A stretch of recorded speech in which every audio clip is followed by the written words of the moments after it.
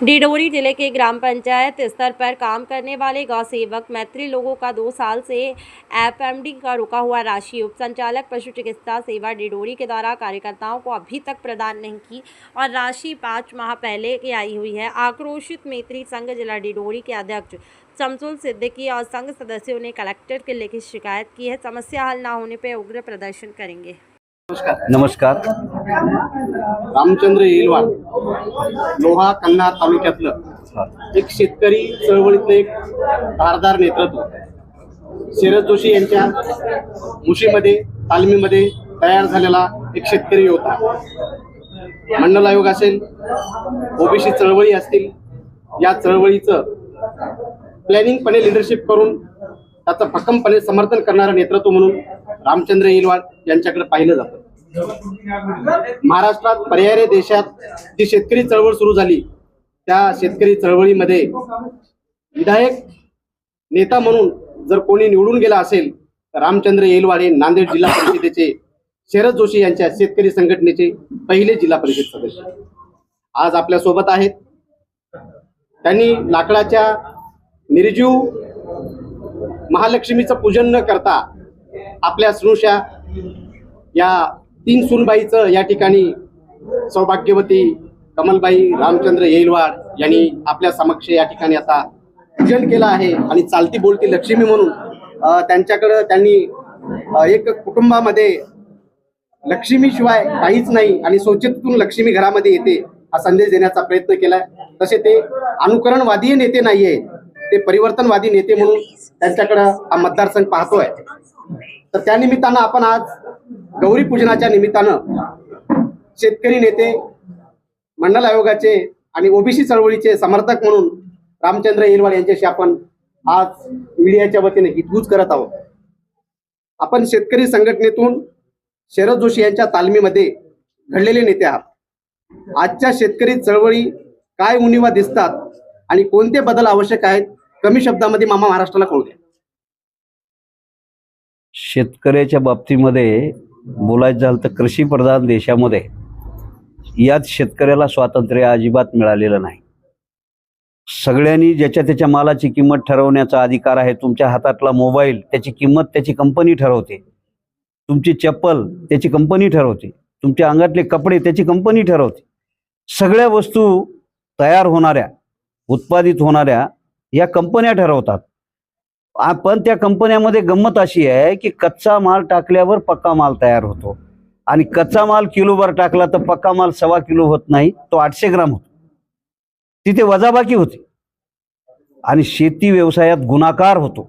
गुणाकार म्हणजे जशास तशी वस्तू तयार करणे, काही पटीत करणे, त्याचं नाव गुणाकार। मल्टिपल, एका दाण्याचे 1000 दाणे तयार करणे, एका सरकीपासून किलोभर कापूस तयार करणे, 1 किलो ऊसापासून 100 किलो ऊस तयार करणे, हा शेती व्यवसायात एवढा गुणाकार करणारा आहे। म्हणजे भांडवल निर्मिती फक्त शेतात होते आणि जिथं भांडवल निर्मिती होते तिथंच बचत होते। पण या देशामध्ये बचत आमच्या घरात नाही, बचत चोरांच्या घरात आहे आणि शेतकऱ्यांच्या घरात कर्ज आहे, वजाबाकी आहे। हे सरकारचं धोरण शेतकऱ्याचं मरण आहे आणि हे धोरण बदलल्याशिवाय इथल्या देशाला, शेतकऱ्याला आणि देशालाही उर्जित पडणार नाही। येलवाड साहेब, आज आपण गौरी पूजनाच्या निमित्तानं, लक्ष्मी पूजनाच्या निमित्तानं या भारत देशामध्येच हा एक आगळा वेगळा प्रोग्राम समारंभ आपण आयोजित केला। तर या अनुषंगानं मीडियामध्ये चर्चा आहे, जनसामान्यात चर्चा आहे। येलवाड कुटुंबातला सत्कार समारंभाचा कार्यक्रम असेल, विवाह समारंभाचा कार्यक्रम असेल, नेहमी हा परिवर्तनवादी असतो अशी चर्चा आहे आणि ते करताय आपण। आहेर देण्याऐवजी आपण भारतीय संविधान देणे, लक्ष्मी, लाकडाची लक्ष्मी, पत्र्याची लक्ष्मी बसवण्याऐवजी घरच्या सुनांची पूजा करणे, यामागील आपला सामाजिक संदेश काय, तुम्ही समाजाला काय सांगणार आहात? हा, समाजापासून आपल्या शक्तीनुसार आपल्या कुटुंबात जो कार्यक्रम लग्नाचाही असला तर माझ्या पत्रिकेवर मी जवळपास 10,000च्या वरच पत्रिका छापत असतो। कारण ते येवो किती बी, पण ती पोहोचली पाहिजे आणि त्याच्यावरचा संदेश पोहोचला पाहिजे। संविधान बचाव, देश बचाव, माझं हे वाक्य त्या घरात गेलं पाहिजे। आणि एक पत्रिका जर 4 लोकांनी बघितली तर 10,000चे 40,000 लोकांपर्यंत ती जाते आणि समाजात चर्चा होते। संविधान हे राष्ट्रग्रंथ आहे, तो आत्मा आहे। या देशाचा आत्मा आहे. प्रत्येक नागरिकाला सन्मानानं जगू देणारा, सन्मानानं जगण्याचा हक्क देणारा, मूलभूत अधिकार देणारा जर ग्रंथ, राष्ट्रग्रंथ काय असेल तर ते भारतीय संविधान, डॉक्टर बाबासाहेबांनी दिलेलं संविधान आहे. आणि ते जर खरंच आम्हाला पहिलीपासून कळायला पाहिजे होतं, ते कळालं नाही. संविधानातल्या कलमा आमच्या हक्काचं काय, चोर तयार झाले नसते. संविधानामधून जर त्याची निर्मिती झाली असती, त्याच्या कानावर ते शब्द गेले असते, अधिकार हक्क काय आहेत, तर त्या हक्कासाठी तयार झाला असता आणि लढायला रस्त्यावर आला असता. अशा रोज कायदे, समाजाच्या विरोधात कायदे करणाऱ्याला पालथ घालून तोडवला असता समाज, असा नागरिक या देशाचा तयार झाला असता. म्हणून त्याला संविधान कळू नये ही जे दुष्ट हेतू इथे या ठिकाणी वापरला गेला. का कळू नये संविधान? पहिलीपासून संविधान शाळेमध्ये का शिकवल्या जाऊ नये? फक्त प्रस्तावना मांडायची आणि संविधान शिकवायचं नाही, म्हणजे त्याला कळू द्यायचं नाही, म्हणजे त्याला दुसरीच गुंगीची गोळी द्यायची आणि झुलवत ठेवायचं, हा कार्यक्रम आहे. मग आपण काय करायचं बाबा, साड्या हे तर सगळे लोक देतातच, मग त्याऐवजी आपण संविधान पोहोचायचं. म्हणून या मतदारसंघातल्या प्रत्येक ग्रामपंचायतच्या सरपंचाला संविधान दिलंय, जे त्या पदावर होते. इथल्या पत्रकारांना संविधान दिलंय, इथल्या जिल्हा परिषद पंचायत समिती मेंबरला संविधान दिलंय, नगरपालिका मेंबरला संविधान दिलंय, वकिलांना सुद्धा दिलंय आणि जाणत्या व्यक्तींना मी संविधान वाटण्याचा प्रयत्न केलाय. लग्नातच केलाय, पण 2 वर्षे मी जयंतीला सुद्धा केलं. बाबासाहेबांच्या जयंतीला, महात्मा फुलेंच्या जयंतीला शेतकऱ्यांचा असूड आणि भारतीय संविधान ह्या देण्याचा कार्यक्रम केलाय. लक्ष्मीपूजन, गौरीपूजन आज एवढा थाटामाटामध्ये आपल्या सुविद्य पत्नी कमलताईच्या साथीनं, कुटुंबाच्या साथीनं, हे तुम्ही याला तर सामाजिकच आदर्श उपक्रम म्हणता येईल. हे आदर्श उपक्रम करत करत आपण ओबीसी आरक्षणाचे कट्टर समर्थक आहात. ओबीसीचं आरक्षण हे सक्षमपणे आहे, त्याच्यामध्ये वाढून मिळावं या भूमिकेनं आपण मतदारसंघामध्ये काम करताय, ज्या पक्षात काम करताय तिथं त्या पक्षामध्ये तुम्ही ही भूमिका मांडण्याचा सातत्यानं प्रयत्न केलाय. पण आज जे राज्यामध्ये ओबीसी आणि मराठा आरक्षणाबद्दल जो काय वाद पेटलाय, तो आरक्षणाचा वाद कशा पद्धतीनं मिटवावा आणि ते कसा मिटला पाहिजे, दोन्ही समाजाच्या नेत्यांना तुम्ही या चांगल्या उपक्रमातून काय आवाहन करणार आहात? आरक्षण या देशामध्ये जे गरिबी वाढल्याच्या नंतर जिथला विकासाचा प्रवाह खुंटला, एखाद्या नदीचा प्रवाह खुंटला की खोल जाग्यामध्ये पाणी साचते आणि त्याला डबकं म्हणतो आपण. डबकं तयार झालं की त्या डबक्यामध्ये पाणी घाण व्हायला लागते, तांबडं व्हायला लागते, त्याच्यात चाटू तयार होतात आणि मग ते छोटा चाटू त्याला मोठा चाटू गिळतो, त्याला दुसरा मोठा चाटू गिळतो. इथे हे सगळे मोठे चाटू छोट्या समाजाला गिळायला बसलेले आहेत. इथला विकासाचा प्रवाह खुंटलेला आहे, आर्थिक प्रवाह. कारण 10% लोकांकडे 90% पैसा आहे आणि 90% लोकांकडे 10% पैसा आहे. ही परिस्थिती या देशाची आहे आणि ते प्रवाह खुंटलाय. त्याच्यामुळे प्रत्येकाला आरक्षण मिळावं अशी भावना आहे, असू शकते. ती भावना असणं काही गैर नाही, भावना मागू द्या. आज महाराष्ट्राने 10% SCBC मधून मराठा समाजासाठी विशेष 10% आरक्षण दिलेलं आहे. केंद्र सरकारनं ज्यांना आरक्षण नाही त्याला EWS आर्थिकदृष्ट्या दुर्बल घटक म्हणून 10% आरक्षण दिलेलं आहे. अगोदर 50%ची मर्यादा होती सुप्रीमची, आता 70%वर गेलं ना राज्यामध्ये, आणि देशामध्ये 60%वर गेले. तामिळनाडू तर 70 आहे. आता ते 50%ची मर्यादा वलांडलेली आहे. त्याच्यामुळे सुप्रीम कोर्टाची मर्यादा आता नाही आहे. आता 100% आरक्षण द्या ना, अडचण काय? तुम्ही वरून सुवर्णापासून सुरू करा.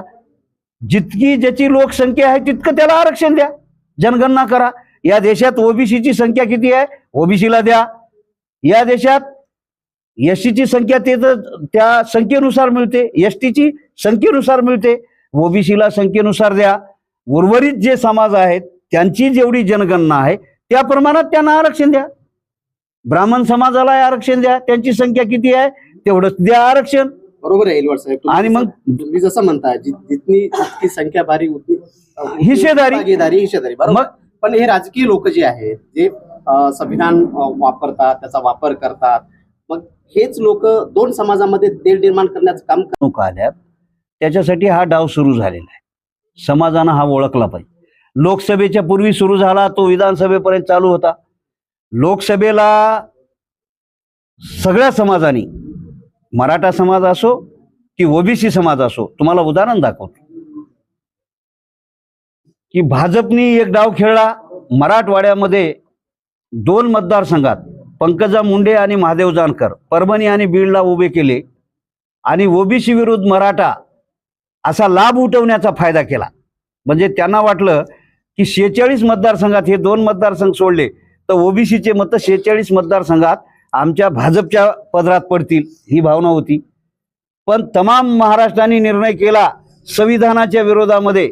संविधान बुडवायला निघालेलं ते जे सरकार आहे, झूट बोलणारं सरकार आहे, तानाशाही सरकार आहे, याला मातीत घालायचं म्हणून जनतेने कौल दिला लोकसभेला आणि विधानसभेला तो फसला.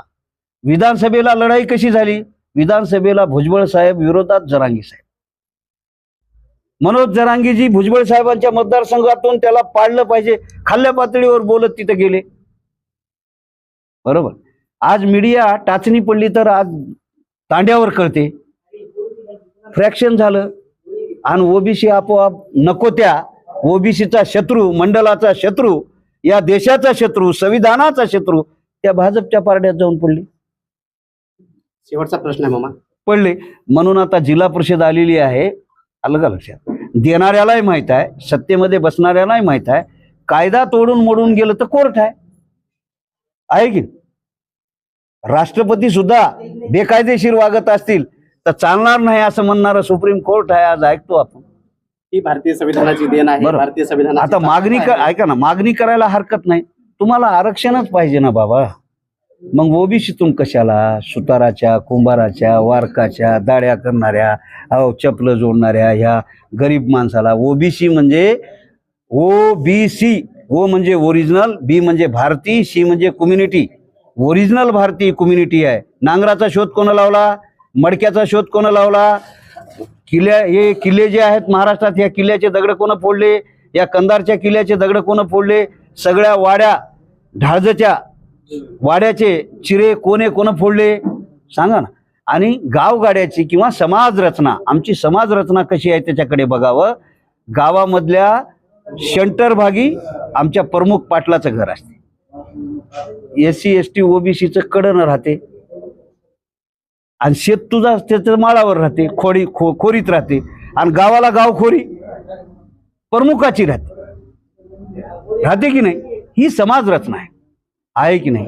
मग मान्य केलं पाहिजे की बाबा त्याच्या ताटामध्ये आपण का जावं.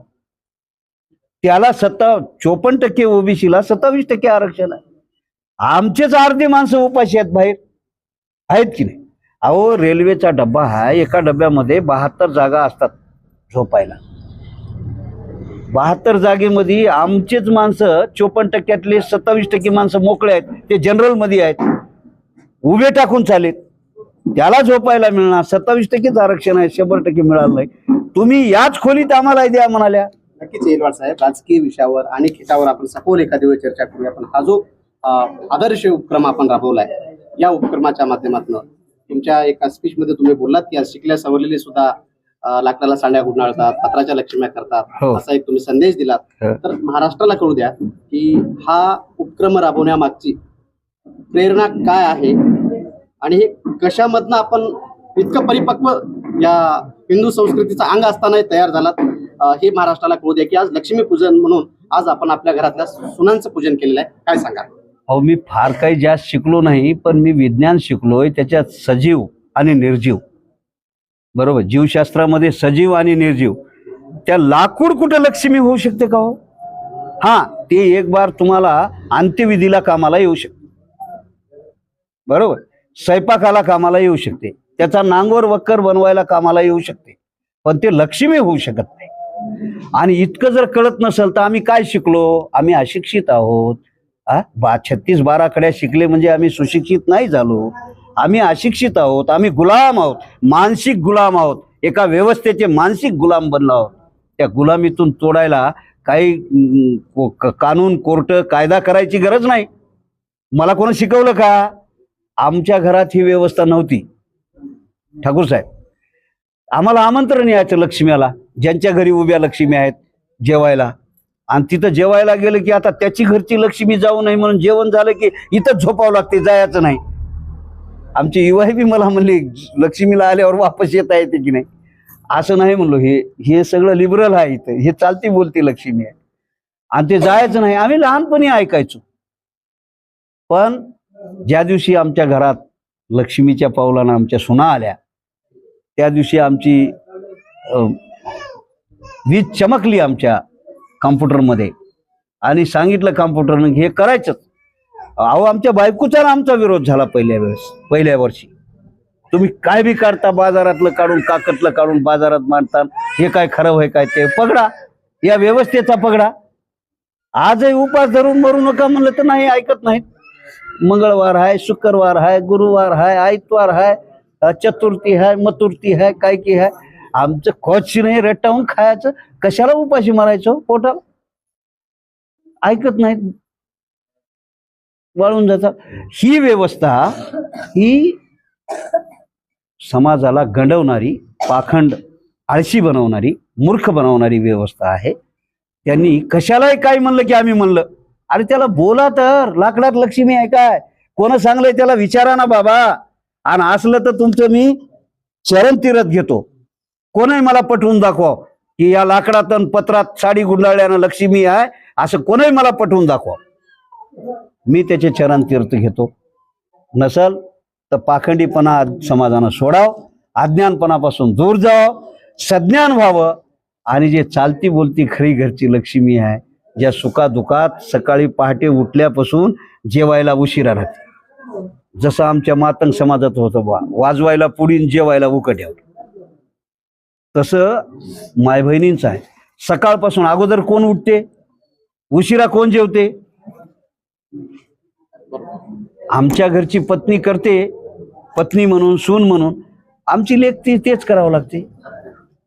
आता उठत नव्हती 9 वाजतो, आता 6लाच उठत असेल गुरुजीच्या घरी गेल्यावर. बरोबर आहे, ते करावं लागते प्रत्येकाला. ते लक्ष्मी आहे. आणि समाजानं या चालत्या बोलत्या लक्ष्मीला नाकारून काल्पनिक, ढोंगी आणि पाखंडी विचार बाजूला सारावा. आणि खरंच आपल्या घरची लक्ष्मी ही आपली पत्नी आहे, आपली सून आहे, आपली लेक आहे, आमची माता बहीण ही लक्ष्मी आहे. अरे काय ढोंगी हे सगळ्या ग्रंथामध्ये. देवीचं रूप दुर्गा देवी, आबा बाबा, दुर्गा माता की जय, दुर्गा माता की जय. आणि तिचा खून करायचा पाण्यात नेऊन. आता उद्या गणपतीचा सुद्धा खून केला जाणार आहे पाण्यात बुडू बुडू. आणि त्याच्या संग काही भक्तही जातात दरवर्षी, आपल्याला माहिती. आणि पुढच्या वर्षी लवकर या. कशासाठी या? पुन्हा खून करायला. पुन्हा खून करायला. आज माणसाला जर बुडवला ह्या तळ्यामध्ये नेऊन, तर तुम्ही माझ्यावर खुनाचा गुन्हा दाखल होईल की, आणि मला फाशी होईल की नाही. मग तुम्ही जर देवाचाच खून करता तर तुम्ही काय लहान बल्याचे आहो?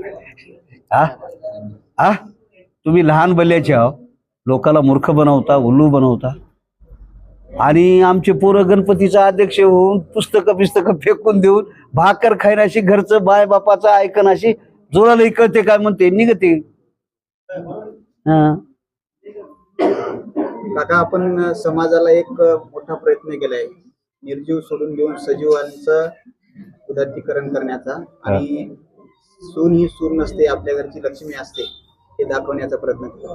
परंतु या सध्याच्या समाजामध्ये काही दुर्गेंना जन्म देतात आईवडील. दुर्गेला जन्म देऊन त्याच्या संसारामध्ये कालवण करण्याचा प्रयत्न होतो काही ठिकाणी. तर काही आईवडील त्या दुर्गेला जन्म देतात, पण लग्न झाल्यानंतर त्या आई वडिलांचं त्यांच्याकडे डोकावणं सुद्धा होत नाही. तर त्या दुर्गेंनी आपल्या